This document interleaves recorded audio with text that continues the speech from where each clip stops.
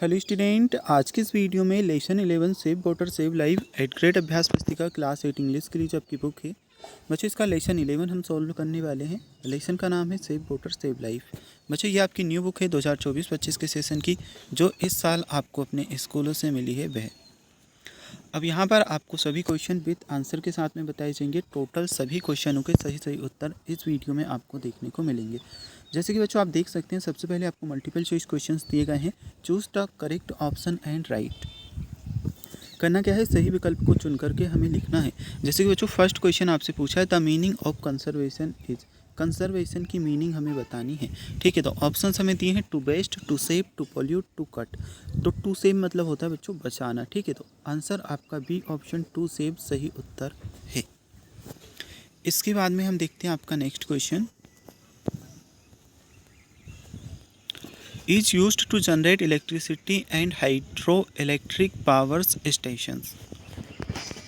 Electricity मतलब बिजली को जनरेट करने में और हाइड्रो इलेक्ट्रिक पावर जनरेट करने के लिए किसके स्टेशन का उपयोग किया जाता है। ठीक है, एयर, सोलर एनर्जी, सोइल या फिर वाटर। बच्चों आंसर आपका होगा डी ऑप्शन वाटर। ठीक है, water is used to generate electricity and hydro electric power station. तो बच्चों आंसर डी ऑप्शन वाटर आपका करेक्ट है। इसके बाद में देख सकते हैं आप क्वेश्चन नंबर 3 आपको दिया है if your area often face drought which program you should start to solve the problems. तो बच्चों इस क्वेश्चन में जो आपका आंसर होगा वाटर कंजर्वेशन, बी ऑप्शन आपका सही उत्तर है। इसमें आपको वाटर कंजर्वेशन कर लेना है।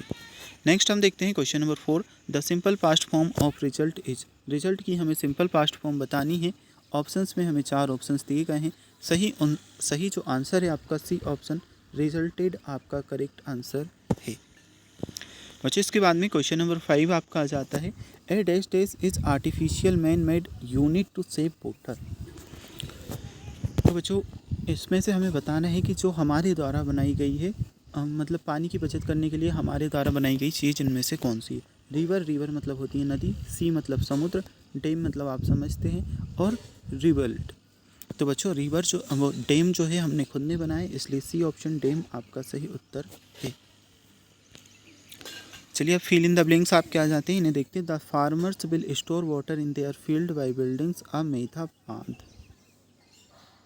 मेथा बांध बना करके जो फार्मर होते हैं, किसान होते हैं, वाटर को अपने खेतों के लिए कंजर्व करते हैं, बचाते हैं। We should save rain water in the rivers, pond and wells. हमें जो बरसात का पानी होता है उसे नदियों, तालाबों और वेल्स में रखना, सुरक्षित रखना चाहिए, सेव करना चाहिए। तो इसमें रेन वाटर आपका आएगा। We are a witness to a competed and pride our rivers. तो बच्चों इसमें आप करोगे विटनेस।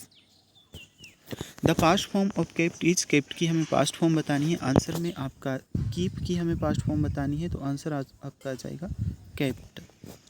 अब हमें एंटोनिम बताना है प्लेंटी का। तो बच्चों प्लेंटी का जो एंटोनिम होगा वह आपका है scar city.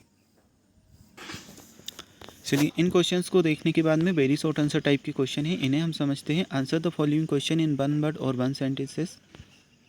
Right any two sources of water. बच्चों हमें पानी जहाँ जहाँ से मिलता है टू सोर्स के नाम बताने हैं। तो पानी देखिए, एक तो नदियों से मिलता है और लेक से मिलता है। साथ ही साथ में बच्चों हम इसमें कुएँ को भी बता सकते हैं, ट्यूबवेल को भी बता सकते हैं, क्योंकि इनसे भी हमें पानी प्राप्त होता है। ठीक है, तो ओनली ऑन 2 सोर्स हमें बताने थे, तो ये हमने लिखे हैं river and lake. What is the result of ruthless cutting of trees and deforestation of forest. तो बच्चों आंसर में करोगे ruthless cutting of trees and destruction of forest have resulted is scanty rainfall। अब बच्चों क्वेश्चन नंबर 12 के बाद में question number 13 है change the following sentence into simple past tense. जो हमें सेंटेंस दिया है इसे सिंपल पास्ट टेंस में हमें चेंज करना है। जैसे कि आपको दिया है Neha lives in Bhopal. Answer में आपका होगा नेहा लिव्ड इन भोपाल। बच्चों क्वेश्चन नंबर 13 के बाद में क्वेश्चन नंबर 14 आपका है right one word for a big ball across the river. इसमें जो आपका आंसर है वह होगा ए डैम। बच्चों क्वेश्चन नंबर 14 के बाद में क्वेश्चन नंबर आपका है 15 short answer type question. Answer the following question इन 1 और 2 सेंटेंसेस। क्वेश्चन नंबर 15 में आपसे पूछा है from where to get water for irrigation. बच्चों हमें सिंचाई के लिए पानी कहाँ कहाँ से प्राप्त होता है इस क्वेश्चन में बताना है। ठीक है, तो आंसर में आप क्या लिखोगे, we get water for irrigation from rivers, ponds, wells, ETC. तो रिवर मतलब नदी, पॉन्ड मतलब तालाब और वेल्स से हमें सिंचाई के लिए पानी प्राप्त होता है। Why are we facing scarcity of water. बच्चों हमें पानी की समस्या से क्यों जूझना पड़ रहा है। ठीक है, उत्तर में लिखेंगे we are facing the scarcity of water due to deforestation and resulting scanty rainfall which affect water availability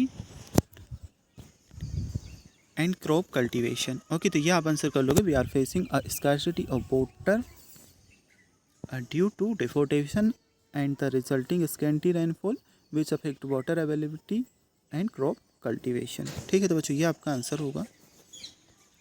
चलिए इसके बाद में क्वेश्चन नंबर 17 हम समझते हैं। If there is a short water supply in your area what would you do. बच्चों अगर आपके एरिया में पानी की कमी है, शॉर्ट वाटर की सप्लाई मतलब शॉर्ट वाटर सप्लाई है, तो आप क्या करेंगे। तो उत्तर में आप लिखोगे I would start a water conservation programme.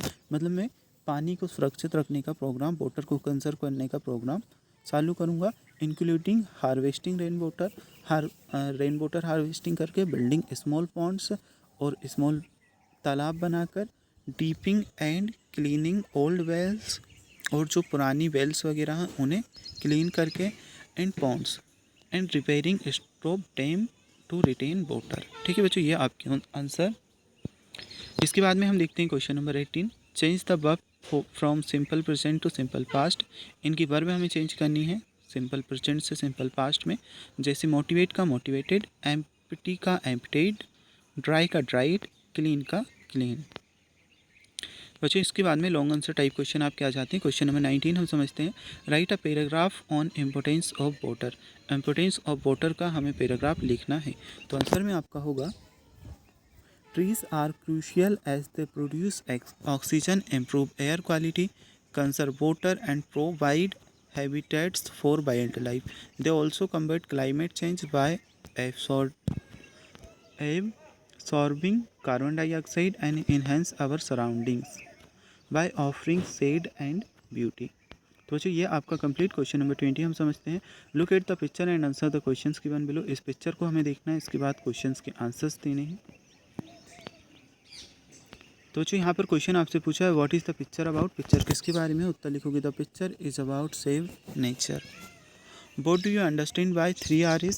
इससे आप क्या समझते हैं। तो आंसर में लिखोगे the 3Rs stand for reduce, reuse and recycle.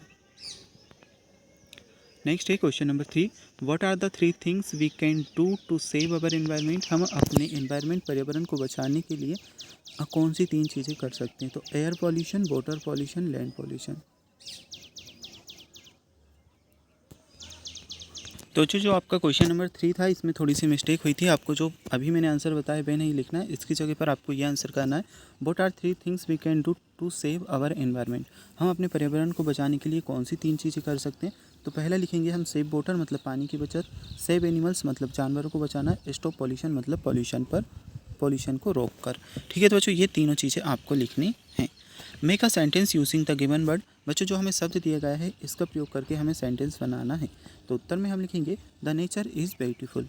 मतलब जो प्रकृति है वह सुंदर है, द नेचर इज़ ब्यूटीफुल। अब पोल्यूशन का उपयोग करके हमें बनाना है। तो पोल्यूशन का क्या करेंगे, the level of pollution in the air is rising. जो पोल्यूशन का लेवल है हवा में बढ़ता ही जा रहा है। Right the opposite of the word stop. Stop का हमें उल्टा विलोम शब्द बताना है। तो इसमें आपका आंसर आ जाएगा गो। तो बच्चों ये लेसन आपका कंप्लीट हो चुका है। अगर आपको इसी तरह के और लेसन्स देखने हैं तो नीचे डिस्क्रिप्शन बॉक्स में आपको प्लेलिस्ट की लिंक मिल जाएगी। उस लिंक पर क्लिक करके आप सभी वीडियोस देख सकते हैं।